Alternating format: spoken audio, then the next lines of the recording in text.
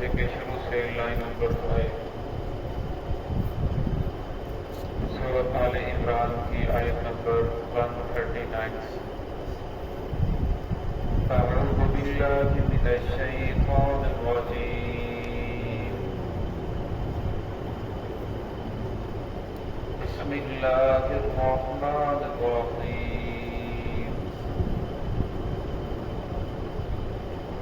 إن يمسسكم قرح فقد مس القوم قرح مثله وتلك الأيام نداولها بين الناس وليعلم الله الذين آمنوا ويتخذ منكم شهداء والله لا يحب الظالمين وليمحص الله الذين آمنوا ويمحق الكافرين أم حسبتم أن تدخلوا الجنة ولما يعلم الله الذين جاهدوا منكم ويعلم الصابرين۔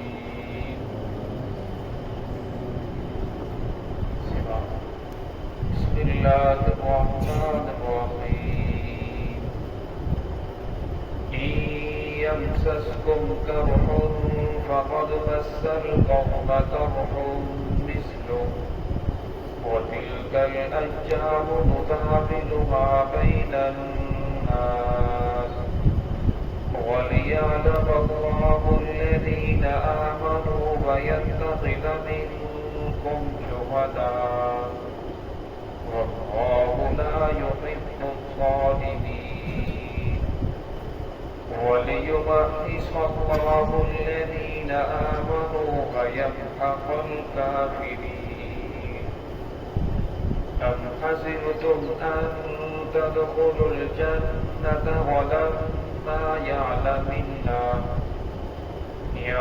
الله الذين جاهدوا منكم ويعلم الصابرين۔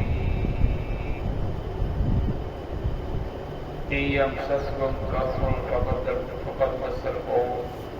اگر تمہیں پہنچے ہیں زخم، بس تحقیق پہنچ چکے ہیں زخم، مثلہ قوم کو اسی کی مثل، وتلک الایام یہ ایام ہے نداولها ہم اسے تبدیل کرتے رہتے ہیں بین الناس لوگوں کے درمیان، ولیعلم اللہ الذین آمنوا تاکہ جان لے اللہ رب العزت ایمان والوں کو، ویتخذ منکم اور بنائے تم میں سے شہداء مجھ کو شہید، واللہ لا یحب الظالمین اللہ رب العزت ظلم کرنے والوں کو پسند نہیں فرماتے،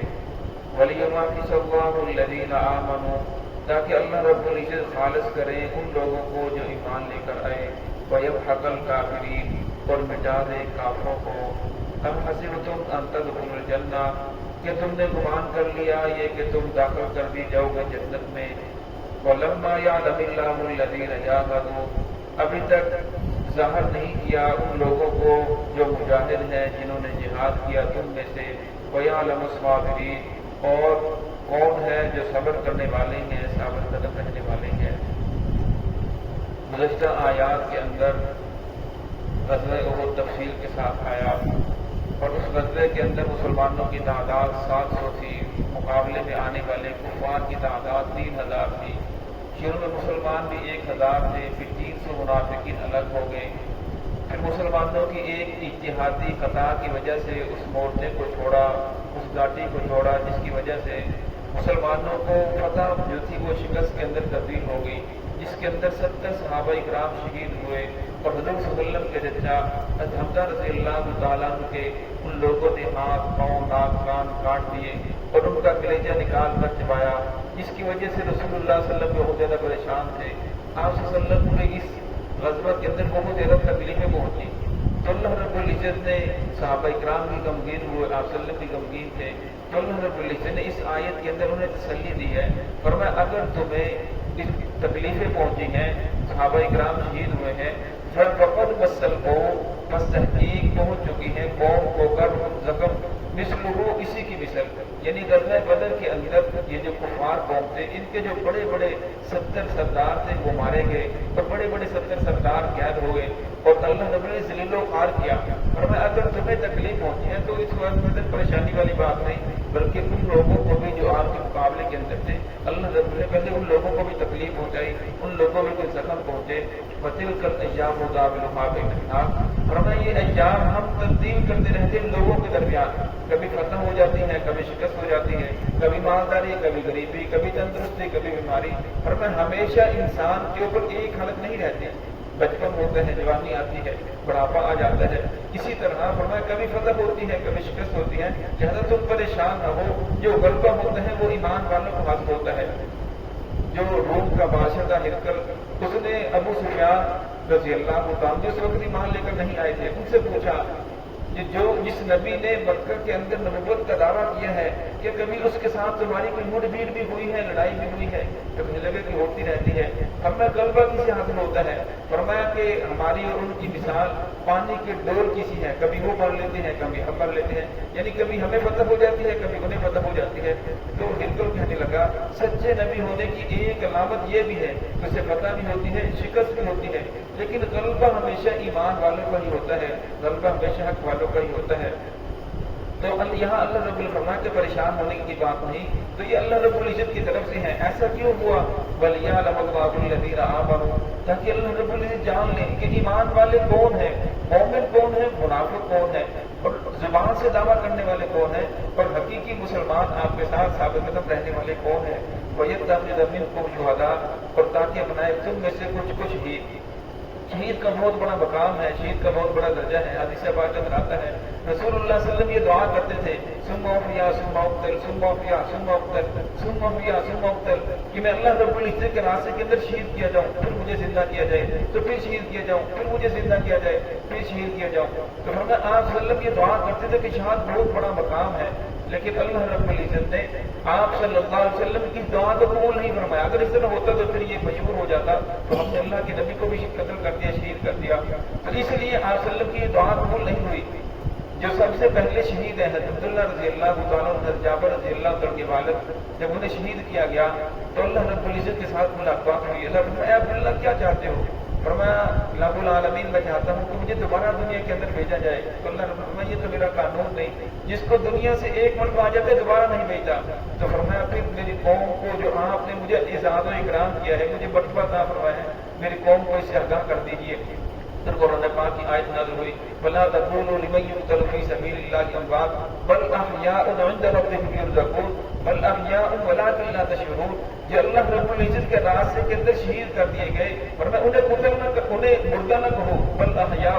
بلکہ وہ زندہ ہیں، عند ربهم يرزقون، اپنے رب کے ہاں رزق پا رہے ہیں۔ فرمایا جس وقت शहीदों को अल्लाह रब्बुल इज्जत दर्जा अता फरमाएंगे, मकाम अता फरमाएंगे, तो उस वक्त जो दूसरे लोग होंगे वो ख्वाहिश करेंगे कि काश हमें दुनिया के अंदर तकलीफें पहुंचती, हमारे जिस्मों को कैंचियों के साथ काट दिया जाता और आज हमें भी ये मकाम मिलता, ये मर्तबा मिलता। तो अल्लाह रब्बुल फरमाया कि ये जो तब्दीली दिनों की हो रही है, कभी फतह हो रही है, शिकस्त हो रही है, इसकी एक वजह तो ये है अल्लाह रब्बुल इज्जत मुनाफिकों को और ईमान वालों को ज़हर कर दे और कुछ को तुम में से शहीद हो जाए ताकि अपने शहादत का मर्तबा मिल जाए। वल्लाहु ला युहिब्बुल ज़ालिमीन, अल्लाह रब्बुल इज्जत जुल्म करने वालों को पसंद नहीं करते। वलियुमहिसुल्लाहु अल्लज़ीना आमनू, ताकि अल्लाह रब्बुल इज्जत ईमान वालों को खालिस कर दे कि ईमान वाले कौन है, उन्हें जांच ले ताकि उनका ईमान पुख्ता हो जाए, पता चले कि ये ईमान वाले हैं, ये साबित करते रहने वाले हैं। वयमहक़ल काफ़िरीन, और ताकि अल्लाह रब्बुल इज्जत कुफ़ार को मिटा दे। अब हसिबतुम अन तदखुलुल जन्ना, फरमाया क्या तुमने गुमान कर लिया अन तदखुलुल जन्ना, ये कि तुम जन्नत के अंदर दाखिल कर दिए जाओगे।